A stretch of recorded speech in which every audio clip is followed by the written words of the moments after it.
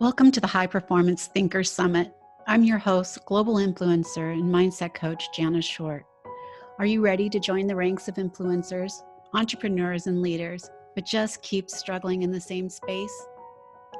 I have personally handpicked, begged, and bargained with some of the leading experts and high-performing thinkers who are blowing past boundaries and setting the industry standards for all of us, right here for you all to learn from. What if the one thing you needed to learn to move you into that next level of success was just inside one of these interviews? Come on in. Hello and welcome to High Performance Thinker Summit. I'm your host, Jana Short, and today we are here with my mentor, Teresa Harding. Teresa is an internationally acclaimed speaker, entrepreneur, and business strategist. One of the rules she's determined to break is the notion of monetary success must come at the expense of sympathy, morals, or values of any kind. If you ask Teresa, not only can you be successful while maintaining your values and sympathy for others, but your internal values and morals should be the driving force behind your success. Teresa believes very strongly that working towards success is of no value if it doesn't at the same time transform you into a better version of yourself, the version of yourself you were meant to be. Over the last decade, Teresa has built her own global business with sales teams in 61 countries. And in that time, Teresa has mastered the strategies to streamline any business and how to convey those strategies to her clients in easy to follow step-by-step plan. By the way, I followed this lady to Prague to learn from her. Like, she is the most amazing. She's definitely one of my mentors. Someone I have been tapping. My very first retreat I ever experienced was with you and Roger, Teresa, and I learned so much. And you leave like a sponge. Like, you feel like you've absorbed so much, but you want more. Well, thank you so much for being here. Like, I'm really excited to have you because, again, you are one of my mentors. Oh, thank you. I'm so excited because ever since we met, I just feel like we've been soul sisters for a long time, and you know that. So it's really an honor to be on here, but it's especially fun because it's you. So thank you. Well, I love that you are like living in your zone of genius right now, and you are out teaching others how to do exactly what you've done in simple, easy to manage steps. One of the questions we ask you is, and by the way, there's no wrong answer for this, because the reason I brought so many incredible people like yourself together is because you all have a different answer, and there isn't a wrong answer. But what do you consider high performance? High performance to me is being able to be in your zone of genius in a way that absolutely changes people's lives, but it doesn't overflow and take over the other parts of your life that are important. So if we're talking business, high performance means I'm maximizing the number of lives that I can change. If we're talking personal life, I am maximizing the relationships. Because we talk in business, when we talk about maximizing, it sounds like numbers. In relationships, when we're talking about maximizing, it sounds like feelings and caring about other people. And of course, we do that in business, and all of these overlap as well. But when we're talking health, we're talking maximizing, giving our body the best things we can give it, and making sure that it can perform at its optimal levels to do what we were put here on this earth to contribute to the world. So to me, and that sounds a little bit complicated, but to make it simple, I just feel like it's figuring out the most efficient way to do the thing that you're meant to do in that moment, or with that person, or with that situation. And then that includes having free time for yourself. People call it self-care. And I think as long as we're doing that in a healthy way, because I think sometimes the way the world talks about that isn't what I would advocate. But self-care means, wow, I'm important. And some of that time needs to be set aside for me to fill my soul. And then I have room to go out and fill other people's souls. I love that. One of the things that I learned from you is that you do not have to sacrifice your compassion and your morals to build an incredible business, that it should enhance everything you're doing and how you're showing up serving people. So I love the way you're out there teaching the world. one of the other questions we ask all the experts is because some people, they forget to celebrate those little wins, right? And I remember when I was sick, I literally celebrated getting out of bed because it was a struggle. And people Yeah. are like, well, you do that every day. Well, I wasn't able to do that every day. But what do you have to do at the end of the day to feel like you've accomplished what you set out to do? Well, that's a good question. And I'll answer that by saying it depends, because it depends if it was a good day or a bad day, or if I'm in a good space or a bad space. Normally, I'm in a great space. You practice that enough that becomes the habit. It becomes the norm. So on a normal day, I just have to have given my best and I'm good. And I know that I've done everything I can. And when it's time to stop, I stop. I don't feel at all like, if I answered my phone every time it rang, I would never have any other life. And so I know that where my boundaries are, this is when I answer my phone. And then when I'm done, I'm with my family. I'm with my family. I don't even realize my phone is ringing. But what happens is if I am, it's interesting because on a tough day, on a really tough day, you have those feelings where you're like, who did I think I was? I don't have self-worth challenges, and I know a lot of people do. And I have my challenges, and one of mine is always trying to do too much. And so but I don't struggle with self-worth challenges. I work with a lot of people who do, and I have a lot of empathy for that. But the reason I clarify that is not because it matters for that. It's because when it's a tough day and I'm going, what am I thinking? It's not what am I thinking? I'm not good enough. It's, is this really the path I'm supposed to be on? I'm a religious person. And for me, I feel like my question is always, is this what I'm supposed to be doing? And if it's not working, and if things don't seem like they're going right, is it because this isn't the path? Or is this an obstacle I'm supposed to learn from and get past because I am on the right path? And that's the hardest part. And so for me, it's letting myself grieve. If I've had a hard thing happen, I need to take time to grieve, but I also give myself a deadline. Not at the beginning. I'll let myself grieve. I'm not talking about the death of a loved one. That's a whole different thing.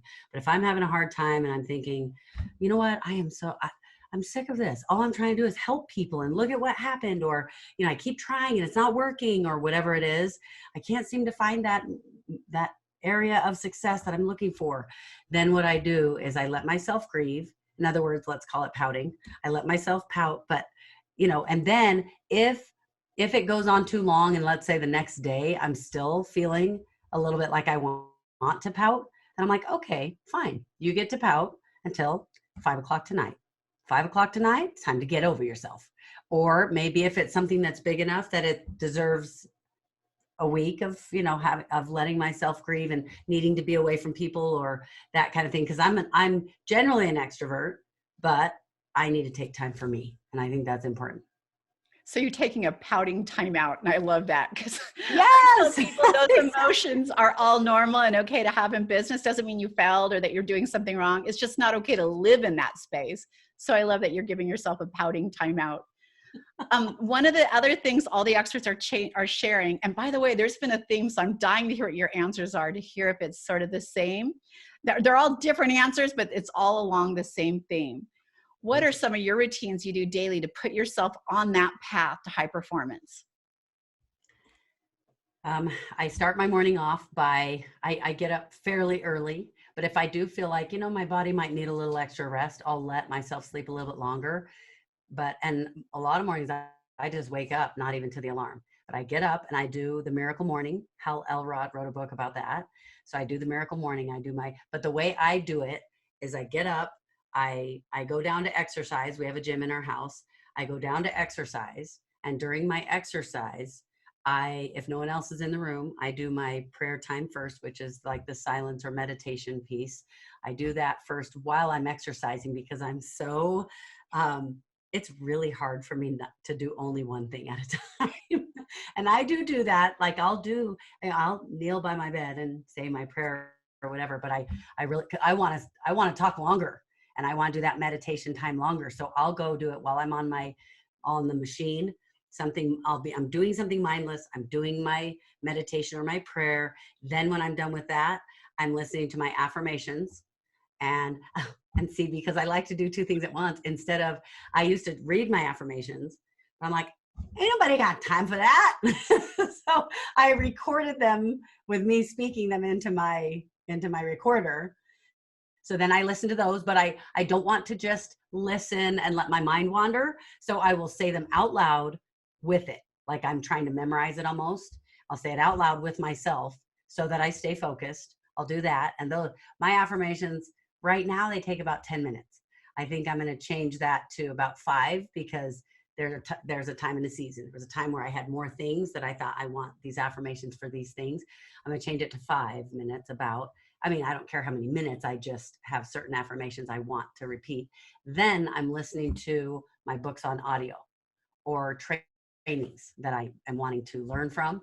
And so I will do that. And at first I started listening to those on 1.5 times speed, because I always want to do things faster. And then that was a little too slow. Then I started getting 1.75. I tried to listen to them at 2 speed and I couldn't do it. It was too fast. But little by little, it has gotten faster. Now I listen to almost everyone at 2 times speed, but I can only do that when my mind is really, really alert and I totally take it all in. If my mind is a little bit slower and I'm just don't want to hyper pay attention, then I'll slow it down to whatever speed I want to listen to. So during my workout, I usually get my exercise in, my affirmations, my meditation, and my like an hour of, well, almost 2 hours of reading a book. So by the time I'm done exercising, I come up and we have some family scripture time. Then we have breakfast together. And right now we're empty nesters, but we have who we call our fake son. He calls us his fake parents. And so it's a high school senior who's living with us right now. His family is close friends of ours. Where they live, they're closed down because of COVID. But where we live, they're able to go to school with masks. So he's here so that he can play his sports and do school. So we're like a little family with our fake son, and he introduces us, as his fake parents. So that's my morning routine. Then I love music and I love musical theater, and I do not want to sacrifice that. So I spend about an hour every day. After all of that, about 7:30 in the morning, I do my music time. I have a couple of microphones set up by our piano, and I do my warm-ups and I do my music, and I'm practicing a Mary Poppins song right now. So I do that for an hour. Then I go get ready. And while I'm getting ready, I'm listening to any kinds of like podcasts or trainings from my coaches or that kind of thing. And I will say one last thing and I do this all in the morning because that's what my mind is. I'm ready for the day and I'm excited and I have a lot of energy. But in the beginning of the day and the end of each day, I spend about 5 minutes, maybe 10, not usually 10, where I go over my calendar. I go over the things that are important for me the next day. So if it's in the evening, it's for the next day. So that I'm like, okay, I've got a clear vision of what's going to happen, when my free times are, when I need to be doing things, when my family time is, so that I make sure that I don't overlap. And sometimes I make a mistake, of course, and I'm late to something or whatever, but I try my hardest to be respectful of other people's time. By the way, you were right on with every single one of these incredible experts that I've had on. It was about feeding themselves, feeding their spiritually, feeding themselves physically. And I love that, because seriously, if you don't take care of your car and that's your only means to get to work and it breaks, you're kind of stuck. So they understand the value of caring for themselves. And to me, that's the self-care, right? Like you're taking that few minutes. I honestly expect with that question, I was going to hear, well, I list the 5 people I'm going to call each day and I book out this, but not one of you have said that. It was all about personally preparing yourself and, giving gratitude and working on like yourself. So I love that. It's been a theme throughout every single speaker that I've spoken to, every single one. So I love it. The other question I have for you, which is, again, there's no wrong answer, because if you were to say, I just want to be a billionaire, I don't care about anything else, it's not a wrong answer, right? That's your idea of success. But what is your idea of success? And so I always say it, in a lot of things I say it depends. Because if we're talking about family, it's making sure my relationships are meaningful and that I am showing that that relationship is valued to me and that I make time for that. So for example, one of my affirmations is about my husband, and I talk about how, and we are so different. I'm go, go, go, and he is calm and mellow, as you know. And when in my affirmation, it talks about, because sometimes I can feel like, okay, but let's do this quicker or whatever. My affirmation is about like wanting to know and being curious about everything, really appreciating the way he thinks, the way he feels, the way he approaches life, which isn't always the way that I would, of course. And so for me, I feel like it's all about making sure that whichever area I'm in, I'm all in. But let's talk business, let's, get real and talk business. Not that the other things aren't real, but I know people want success in business. And I do want to be a billionaire. I actually have a real goal to be a billionaire. I've created a $1 billion business. That doesn't make you a billionaire. We do over 100 million in sales generally every month, and it averages out to over $1 billion a year. But to me, every single one of those numbers represents a life that was changed. And so we talk in our office at work about, if it's not changing somebody's life today, then we're wasting our time. What are we doing? So whatever we do better be about helping somebody. And so my success to me, and with my new business, what I do is I help people scale their businesses using speed systems. I have learned that when I come into a business, I can look at what they're doing and go, okay, cut this out, cut this out, cut this out, tweak this, tweak this. All of a sudden they're, for example, they're creating a course in literally one day instead of 3 months. They are putting up their podcast in one day instead of it taking a week or 2 weeks or whatever it is. So I'm very good at speed systems, and that's what I like helping people with. But for me, success is not, oh, did I help them with this system? The success is, I really believe that every person in this world, and I feel this way, has something that they were meant to contribute.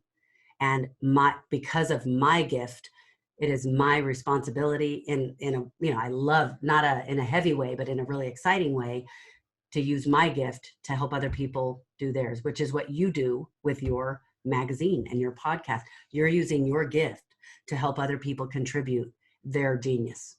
And that's what to me, success is, how many lives did I change that day? And that might sound cliche, but it really, really is true. And if I get off track, I'm not feeling successful. When it starts to get like, this is, we're not accomplishing this, or even if we're accomplishing a lot, we have a lot of sales and things look good. And then I look over and go, why am I not feeling fulfilled? It's because we tweaked just a little bit, maybe not focusing on whose lives are we changing today.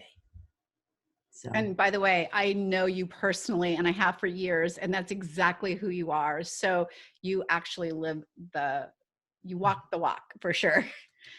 One of the other questions we have for you, and it's kind of a two-parter, and I know this changes a lot, but I think it's really important when we talk about all of those steps it takes for you to become a high performer or to just step out of your comfort zone, is the why you're doing it. And the why has to be so much bigger. We talk all the time when I'm teaching about those people who go to the gym in January, right? But they're done by February 1st. But who do you see in June? You see that bride who has such a vision of herself walking down the aisle in that dress, right? She's thought about it since she was a little girl. And it's such a big vision that she's there on time every day working towards that goal. But we just kind of like, okay, it's New Year's, I'm going to get in shape. And we didn't really have that why or that vision the same one the bride had. What is your why, and how do you use your why to move you in your business? That's a really good question. And the thing that surprised me, can I answer it by saying what my why used to be? Yeah, of course, because it does change. Yes, it definitely changed. So my why was to help people with their health. I knew that I had something that could change their health, and it changed so many lives. And the conversations where people were so moved because of how it had changed their life, because it had helped their health.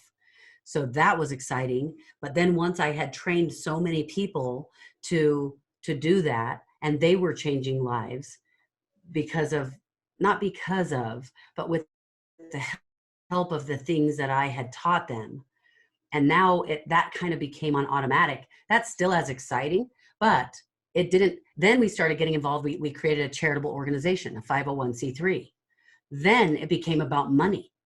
And it was about money because I wanted to be able to fund this 501c3.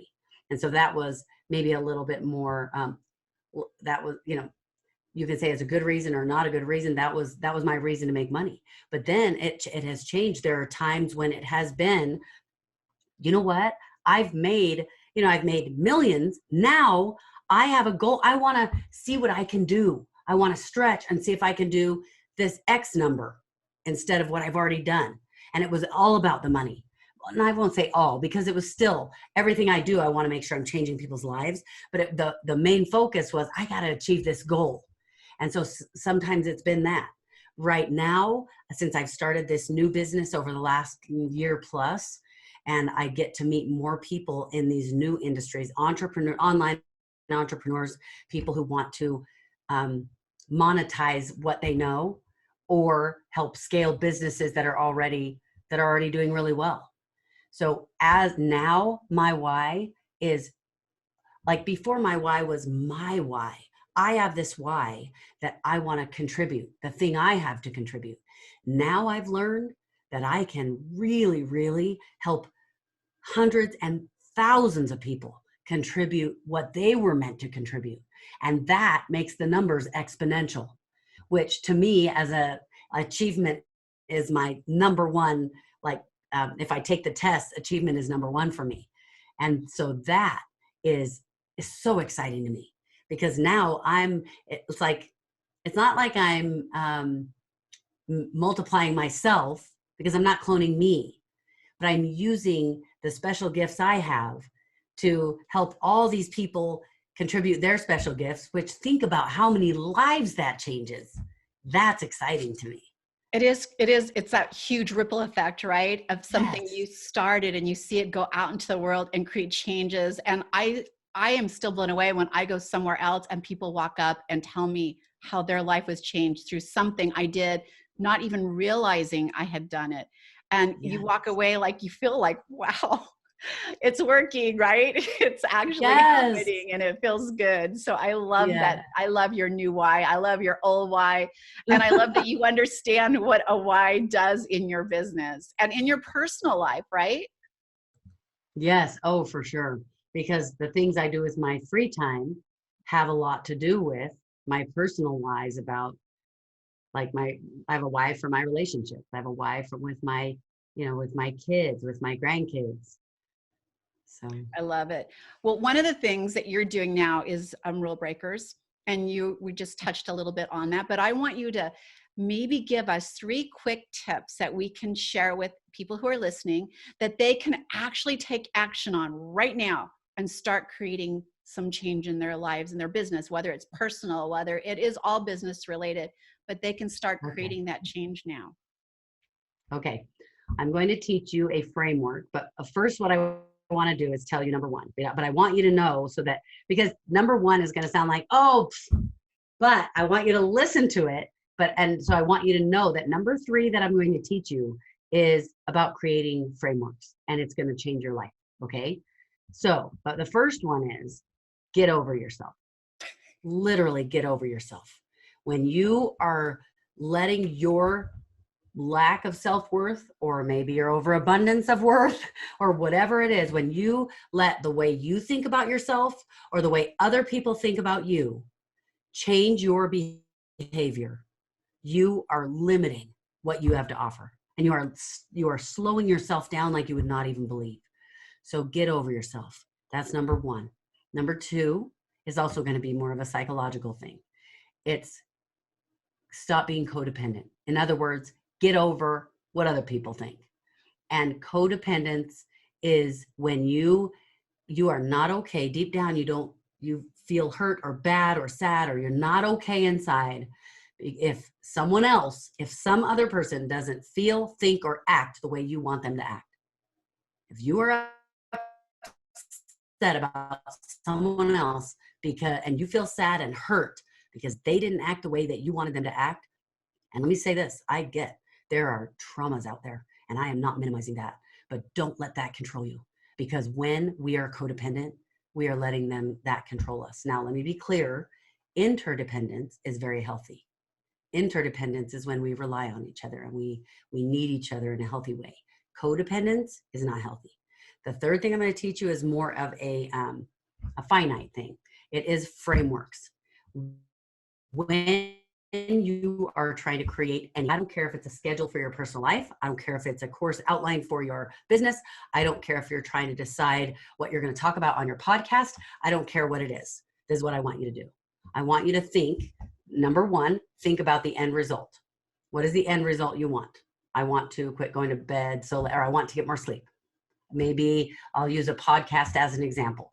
If I'm going to teach something, you can go on and it's not very clear. And this happens in our own lives as well. But if you have an end result, what is the result? By the time they are done watching this podcast, this is what they're going to get out of it, period. If you can't answer that question, the rest of it won't work very well. And you're not going to have a very successful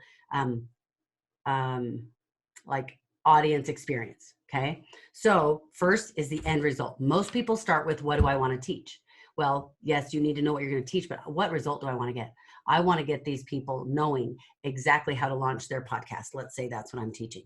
They're going to launch their podcast. So by the time I'm done, you will know how to launch your podcast, or you will have your podcast launch, or you will know the 3 things you do not want to do when you are launching your podcast, whatever. Okay. The end result. The next thing you're going to do is you're going to figure out what are the steps to get them to that place. So what do I have to do to make sure they know the biggest mistakes that they do not want to make when they're launching their podcast? So now step number 1 is to teach them this mistake. Step number 2 is teach the second mistake. Step number 3 is teach the third mistake. And now, voila, I'm done. You can do this when you are writing a book. This is why I'm able to help people to create things so quickly and sell so much and increase their income in their business. Let's say you want to write a book. You do exactly the framework I just explained, but I'll add one more piece.